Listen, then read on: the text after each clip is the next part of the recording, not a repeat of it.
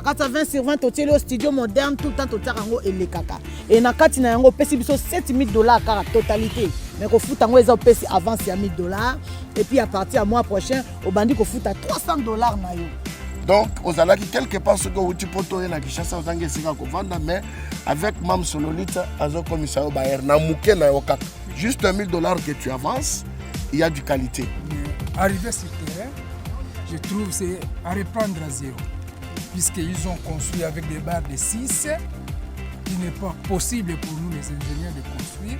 À partir, rien n'empêche au foot à piste. On a favorisé la diaspora. Moto alela tanga zara na mbongo ebele azo luka somba azui moyete. Tanga zara na mbongo ebele asomba ba melaye, ba famille ba kosa ye. Le lombongo comment mokie salaire comment mokie diaspora aux an l'autre côté na Kisasa. Mais lelo à travers Mam Sololita a pesi opportunité de koka na mokie on ozwa na salaire na yo pendant revoir à 300 côté.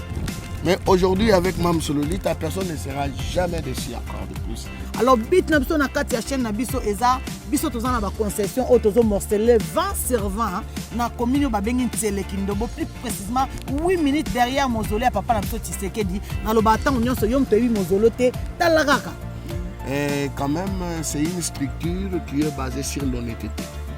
Oyo banelaka basala makamuna bonzambe liboso donc okutana na lelo so okutana ngam kwa liboso yeba ke tu es sélectionné par l'élection de son amour pour apangusoma ya misu.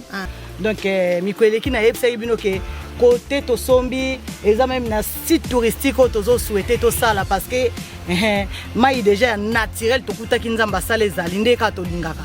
Donc c'est pour dire combien que la structure est très dynamique. Chez nous, il ne pleut jamais.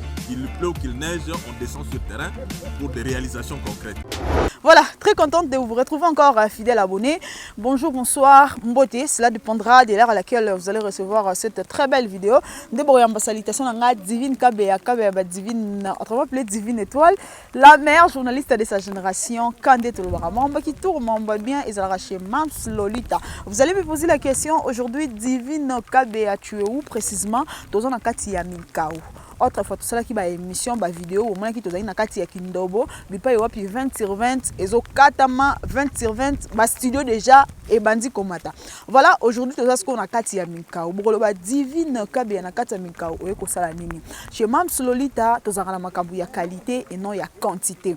Balobi na ba diaspora nyonso, na ba na poto nyonso, o aza posa asomba à construire et pas Mam Sololita. Et aujourd'hui, tout ça, na kati ya parcelle, ya maman Hortense depuis Paris que j'ai sali en passant. Babi maman Hortense a pesi Mam Sololita confiance. Ndeka tozo martelé, ozana parcelle na yo. Opesa batu confiance, batonga, bakokate ba deceva yo. Contactez Mam Sololita, okozala jamais dessus. Nde bozo mona na simalanga, tozana kati ya parcelle ya maman Hortense depuis Paris. Babi maman Hortense pe apesa ki bandeko, apesa ki bandeko basala mtsala, mais simbité. C'est pour cela avec Mam Sololita tu es ko bandela. Donc tu es ko sala siko bandeko basukaki, biso to récupérer ngo pour que tout ça la mambo kitoko. Là je profite pour dire un grand merci à Youssouf pour les images et bien payé à qualité azo pesanga. Merci beaucoup à toi Youssouf. Bah oui mambo kitoko maramba bien ezaka epa ya Mam Sololita. Tozo martelé, ozana lopango na yo, o mi sombela ailleurs. O sombe pas Mam Sololita te. Contactez biso s'il faut construire. Ozana lopango na déjà babanda o tombé victime loko la maman Hortense. Apesa bande ko apesa bango confiance mais bande ko ba recevoir ye.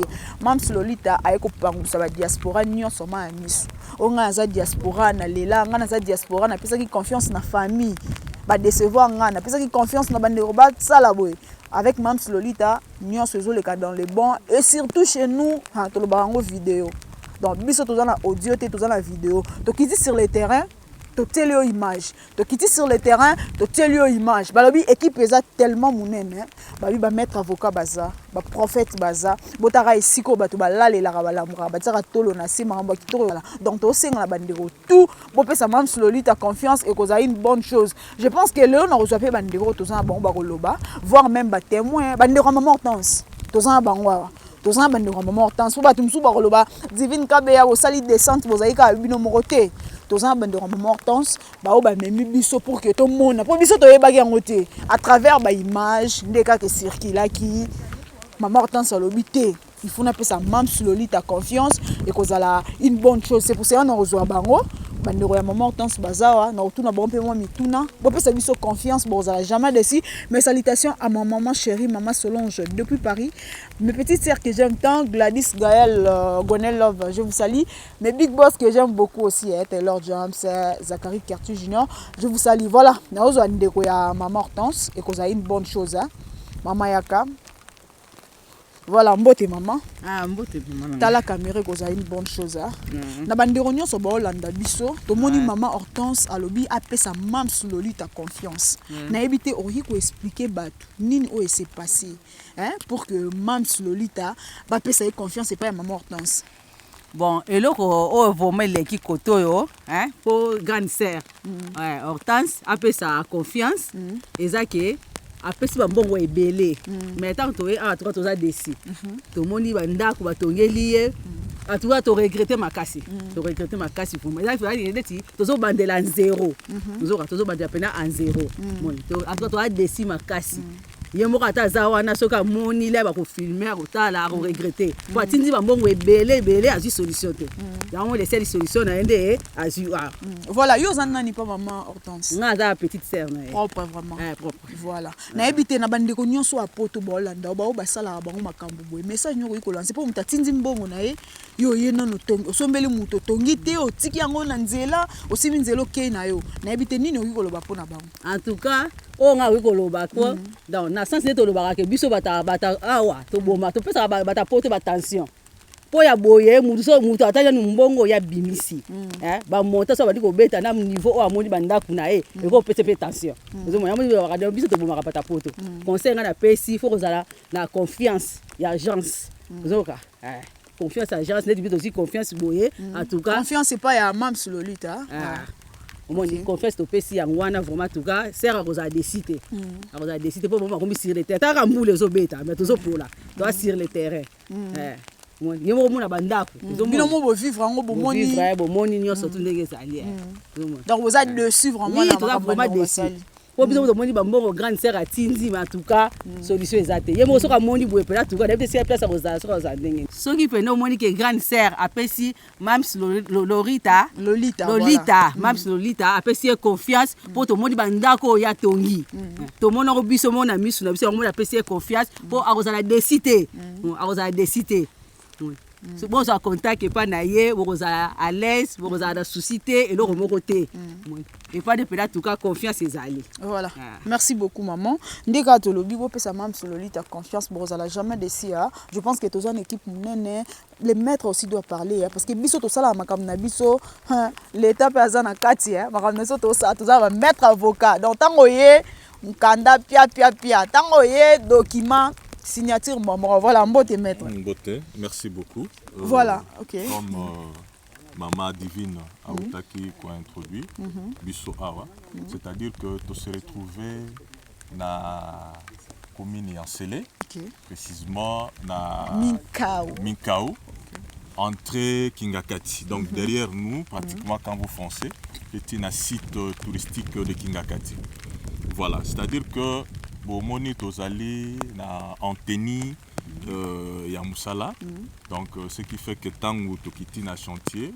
to se mettre biso tout à l'œuvre une façon de coordonner les choses parce que il s'est fait que là où nous sommes à ces jours vous allez voir si notre caméraman pourra prendre un peu les images aussi pour voir que nous sommes dans un terrain sur un terrain où il y a des constructions inachevées. Voilà. Et à voir l'état dans lequel ça se trouve, ça a mis des temps. Mais voilà que notre structure, notamment ASVD, Mams Lolita, qui est dans la construction, a été consultée par Madame Hortense, Maman Hortense depuis Paris, parce qu'elle a été déçue par des personnes à qui elle a fait confiance pour réaliser cet ouvrage. Et curieusement, sa famille ici à Kinshasa, et par les trichements des autres frères et amis de la diaspora, ils ont découvert Mams Lolita. Qu'est-ce que Mams Lolita fait déjà sur le terrain comme réalisation? Et c'est ce qui l'a poussé à consulter notre structure. Enfin, tel qu'on vous a dit tantôt là, que Mams Lolita SVD a été contacté, consulté par le membre de sa famille et directement qui nous a mis en liaison avec Madame Hortense ouais. depuis Paris. Et l'équipe Mams Lolita s'est déplacée sur terrain. Et vous allez constater vous-même que nous sommes sous les intempéries, il pleut, voilà. Sous la pluie. Et nous sommes là. Donc c'est pour dire combien que la structure est très dynamique. Chez nous, il ne pleut jamais. Qu'il pleut ou qu'il neige, on descend sur terrain pour des réalisations concrètes.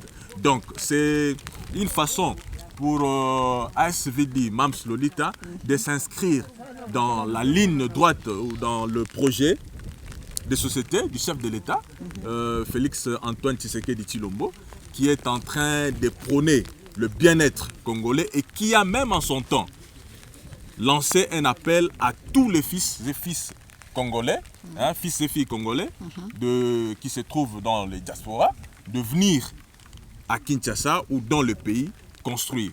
Et voilà que cet appel-là, le son des cloches, a été entendu par Mams Lolita et qui a préféré laisser l'Europe venir sur place ici pour s'occuper de ses frères de la diaspora parce que ici à Kinshasa ou dans le pays, vous allez constater que souvent on a été toujours déçus. Vous envoyez de l'argent et finalement il n'y a pas de résultats escomptés. Et maintenant qu'elle-même qui est sur terrain, elle s'occupe, sachant bien les désidérata de frères qui sont dans la diaspora. Donc voilà un peu, une fois de plus, ce que sont les réalisations de Mams Lolita. Parce que d'ailleurs, où nous sommes, ce n'est pas dans les sites que nous sommes en train de construire, voilà, mais ici, c'est un autre site. Donc c'est pour dire qu'en dehors de ceux qui ont des parcelles dans notre site, mais quelqu'un d'autre qui a une parcelle ou qui a une concession qui veut de réalisation digne de son nom, dans les normes et les standards international, il vient nous consulter et on descend. Donc voilà un peu ce qui fait que nous sommes là disposés pour servir tout le monde. Merci beaucoup. Voilà, merci beaucoup maître. Là je vais maintenant prendre le prophète. Vous êtes dessus, mais aujourd'hui avec Mams Lolita, personne ne sera jamais dessus encore de plus. Je me représente, je suis le prophète Théo Mwamba Tshikuminawa Epoa, comme je vous avais toujours dit à l'émission passée. Nous sommes dans une site qui n'est pas le nôtre. C'est l'endroit où Batouba Somba, mais un site n'a bisoté, mais biso tozali polyvalent. Voilà. Il faut aussi leur dire cela. Voilà. Tozali polyvalent. Au cours même biso bisika wapi o lingi parce que tozaba na misala na bino. Et puis il y a du sérieux dans notre structure, il y a du sérieux. Tout est donné là-dessus. Ceux qui osent s'abonner na nini dans la chaîne Nabiso, voilà. Vous trouverez qu'il y a toutes choses là vraiment bien nécessairement positionnées pour vous faire plaisir nécessairement. Avec Mams Lolita, il y a tant de choses. Aux anaposa ya ferme, ceux qui ont contacté Mams Lolita, vous ne serez pas dessus. Au sommet sikamoro boye songolo, musale koma et silate nenge toye kokuta, c'est déplorable vraiment. C'est déplorable, ça fait mal au cœur en tant qu'un serviteur de Dieu. Koya komona mutabimisi bambongo ebele kotoka mai awa. Eza moi distance, ba service nyonso wana l'homme a dépensé. Mais komona ke ndako oyo batongele nesiko soit disant deux chambres salon, hein, ingénieur. Deux chambres salon, il n'y a pas de ligne droite, les murs sont courbés et donc ba chambre wana na ko bengango ba toilette. Mais nécessairement c'est un travail à refaire encore. Alors c'est pourquoi nous sommes là. Juste pour être le serviteur de la dame qui nous a nécessairement contactés. Et nous allons faire un bon boulot à sa faveur. Nécessairement, et c'est pourquoi nous sommes descendus avec ses frères, les membres de sa famille, et puis aussi avec notre groupe, nécessairement, et la patronne en question. Et c'est pour vous dire que non, il y a des bonnes choses ici. Vous ne serez pas dessus. Contactez-nous, vous ne serez jamais dessus. Bisika nyonso koluka komema biso ozala toujours retrouver. Toujours nena ebisaki bino que non, elle a aussi pensé à servir le Congo, et à être aussi nécessairement à la page ya koluka kopesa musala nenge ba diaspora nyonso bazaka déterminé akoya kosunga mboka na bango. Nenge président de la République qui venait construire, mais avec Mams Lolita, vous ne serez jamais dessus. Nous allons toujours partir parce qu'il y a des moyens. Mams Lolita a des moyens,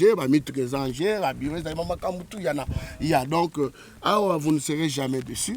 Il y a toujours que non, avec Mams Lolita, tout mouton belé toujours. Au moment où nous sommes dans ça, ingénieurs Bazali, nous avons nos avocats. Pour nous voir que Toko qui est dans suite moko boy après tant que bandi ko tonga, on moni bato ba bandi ko ya. Alors avant de construire, il faut avocat na besoin que de vérifier ba mikandagnon ce sont qui si réellement site oyo ma beleza ya maman soma pour ne pas tomber dans de certaines choses qui peuvent des fois aussi créer des ennuis dans les jours à venir. Et c'est pourquoi nous avons amené notre avocat.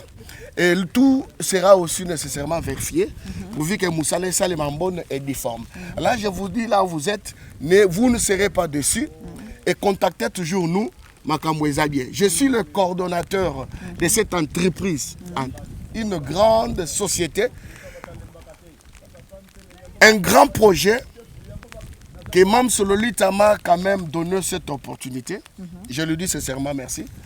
De me choisir comme son coordonnateur et le coordonnateur de tout travaux qui va se faire. Donc ceux qui ont peuplé ça, c'est que ce n'est pas Mam Sololita.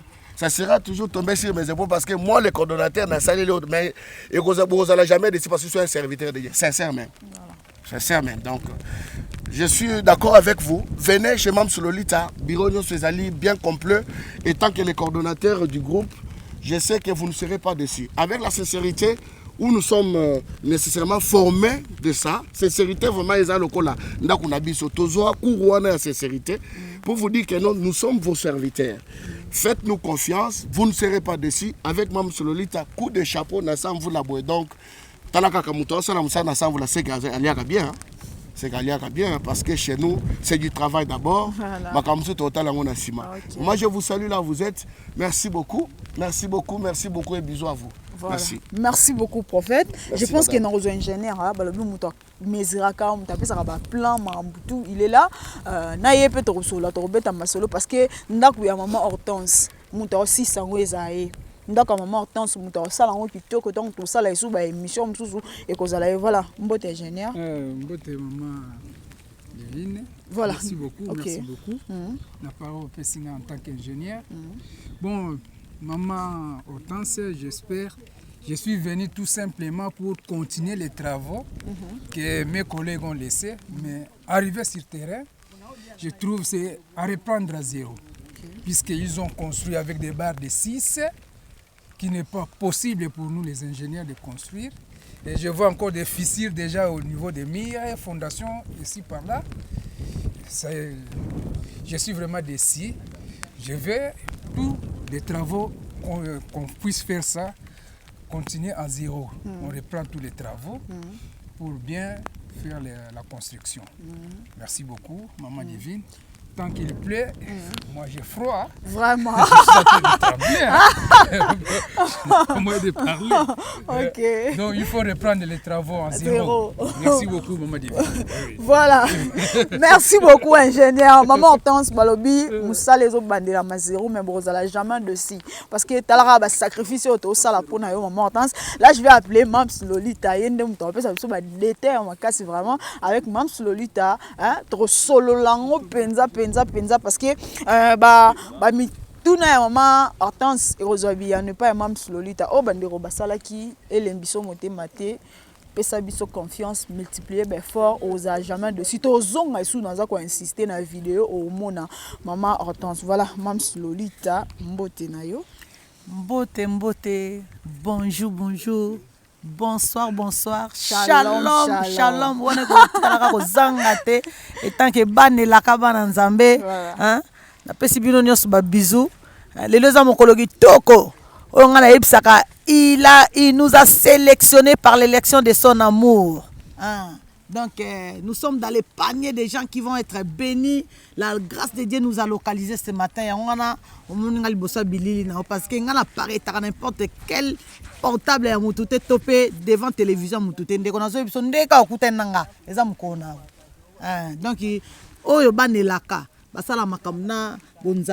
donc, kokutana na lelo so kokutana ngam kwa liboso yeba ke tu es sélectionné par l'élection de son amour pour apangsoma ya misu naza moko ya Moïse ya diaspora o nzamba sepeli a telemisa mikolo ezaka so fungoli YouTube ozomona Asdevi Mams Lolita Immobilier moko ye en personne, la fondatrice à Masolo, la présidente yeyo o lelo nzamba sepeli abuka yebe abuka yemi pa mapeka akomisa ye mwana musala akomisa ye mwana bitinda ya n'importe qui te ya yo diaspora ozotalanga. Donc ngai yo liboso na bino soko omoninga pour la première fois chaîne na biso ezali Mams Lolita Immobilier TV banda déjà ko s'abonner pour oyeba suzu kozwa ba news o c'est les kato pe ba news o ezoya. Alors bit na biso na kati ya chaîne na biso eza biso tozana ba concession o tozo morceler 20 sur 20 na commune ba bengi Ntsele Kindobo plus précisément 8 minutes derrière mausolée à papa na biso Tshisekedi na loba tango nyonso yo mto yebi mausolée te talakaka hein baluba bamilingaka to milingaka pe muluba milingaka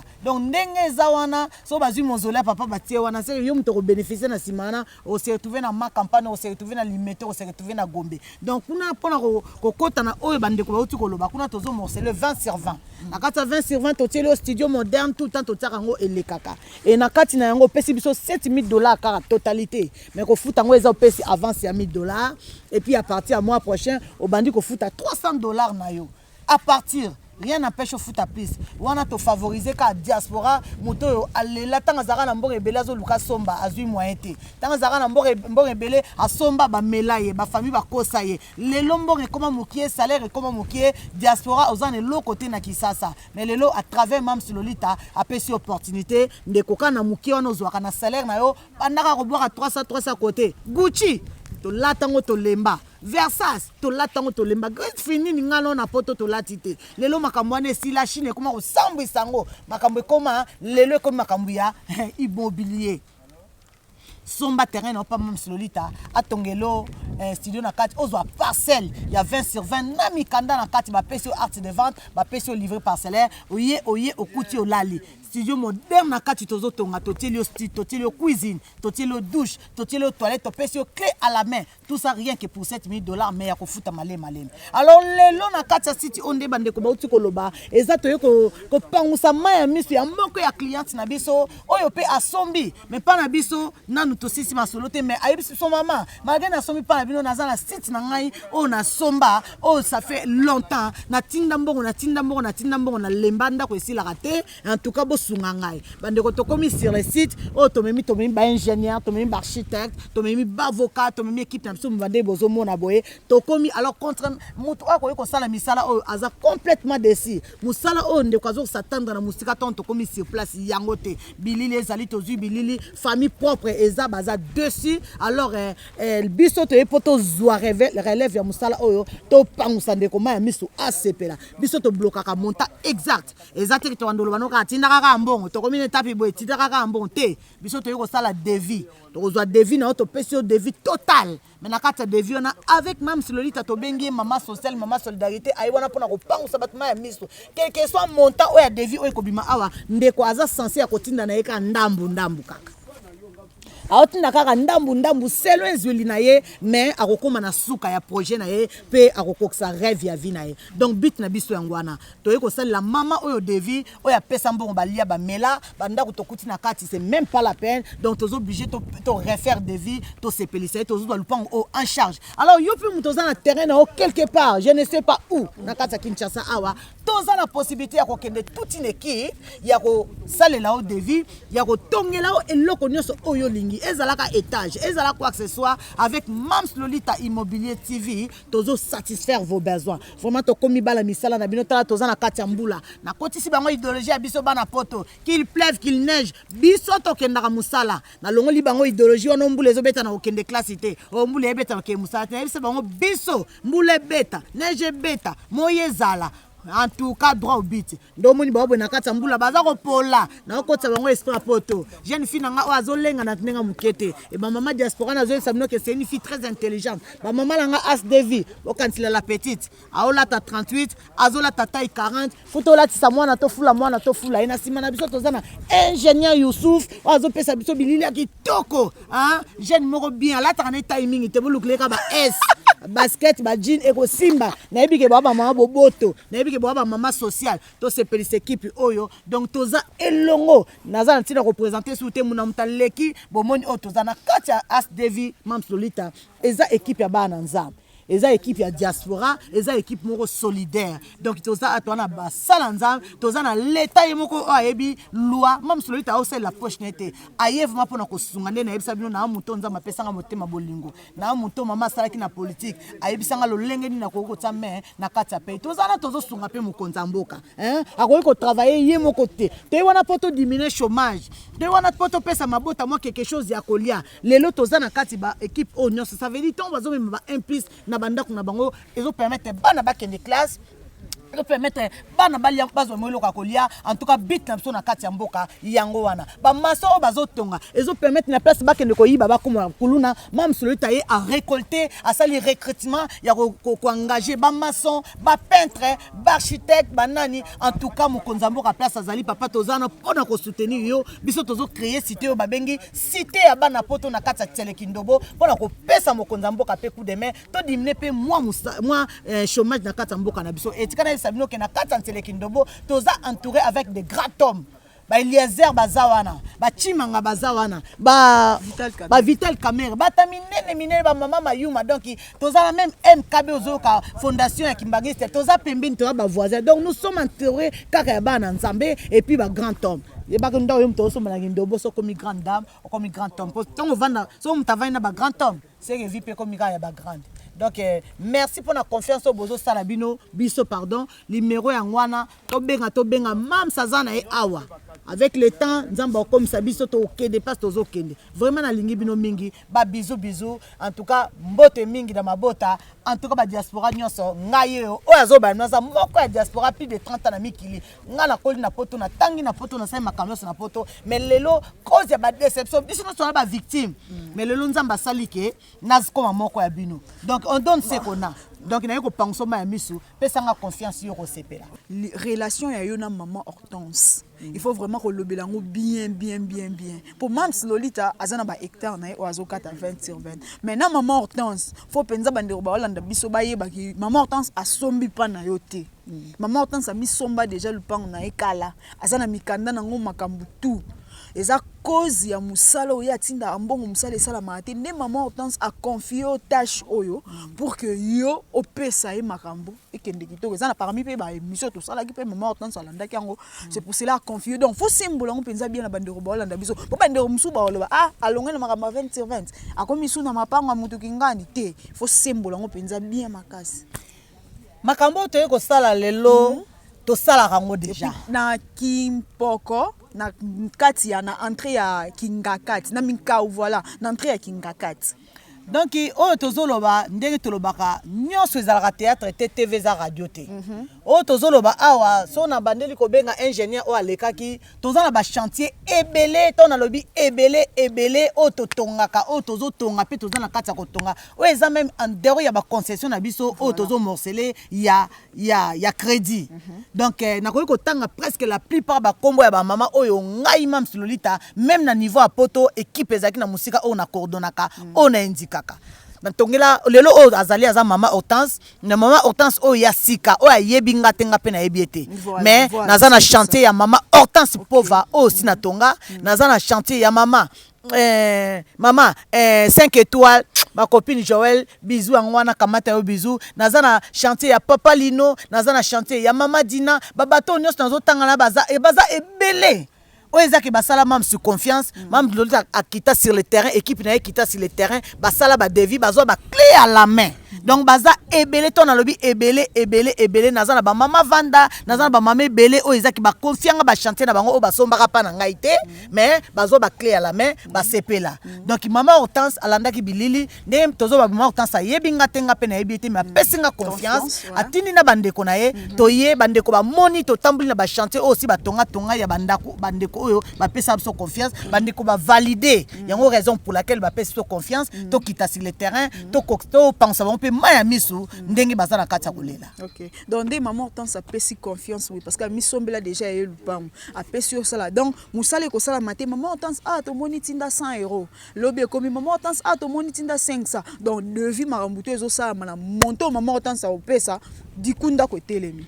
maman autant si ndenge tokiti sur le terrain tozo sala devis pe to pesi totalité à devis na ye mais to imposé était obligé te apesa mbongo wana diku donc azana possibilité ya kotina mbongo na ye au fur et à mesure selon ezwili na ye et puis biso tozo matisa musala au fur et à mesure kaka na monta wana soki par exemple c'est un exemple je suis en train de donner si on essaie un peu quand même de donner, de faire un avis, devis, pardon, et tu peux si maman autant, c'est un exemple, hein, diaspora, ou bien monde entier. Par exemple, tu peux si maman autant, si devis à $5,000. Maman autant, elle n'est pas obligée de payer les $5,000 cash. Voilà. Vous pouvez la payer même en 3 fois, vous pouvez la payer même en 4 fois ou à 5 fois. Voilà. Selon le budget, c'est la solidarité, payer tout doucement, selon poche na yo. Mais peu importe le temps que vous le but est que mukolo sa totalité non mukolo bazo pesa au clé à la main.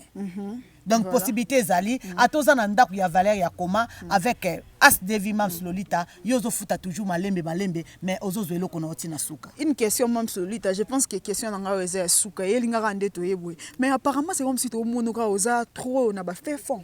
Est-ce que ça s'appelle un moutoisan à la dossier à partir ya Gombe, Thomas Campana, bien que mam Lolita, ça va? C'est partout maman, nous sommes partout. Parce que tout le monde a trop batouninga en divine kabe ya mam Sazara.